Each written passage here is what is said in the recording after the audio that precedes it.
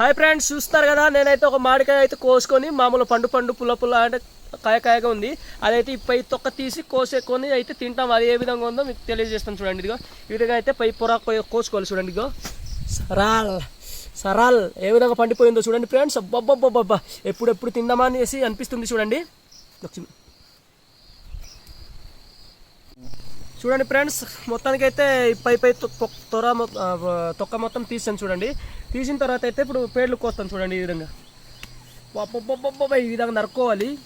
నరుకున్న తర్వాత ఒక్కొక్క ముక్క తీద్దాం చూడండి. పట్టుకోలేకపోతున్నాను కదా చూడండి ఫ్రెండ్స్. టేస్ట్ ఏ విధంగా ఉందో తిని చూపిస్తాను.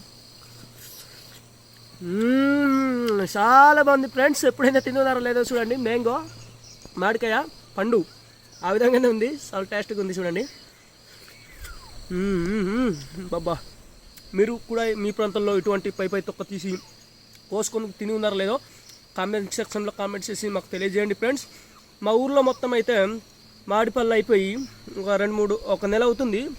కానీ మా చెట్టుకి ఒకే ఒక చెట్టుకి ఉంది మామిడిపళ్ళు. అవంతా బాగా చెట్టు నిండా కాసింది. కానీ మేము పెద్దగా పట్టింపు చేయట్లేదు. అంటే రేటు తక్కువ, మార్కెట్లో తీసుకెళ్ళి అమ్ముదామన్నా. అందుకని అలాగ ఉన్నాయి. అప్పుడప్పుడు వచ్చి తింటాం. ఒకటో రెండో పండిపోయింది, అలాగే కుళ్ళిపోయి కింద పడిపోతున్నాయి. నా వీడియో నచ్చితే లైక్, షేర్, సబ్స్క్రైబ్ చేసి సపోర్ట్ చేయండి ఫ్రెండ్స్. సపోర్ట్ చేసినందుకు ఒక కేజీ ఇస్తాను అందరికీ. Bye friends.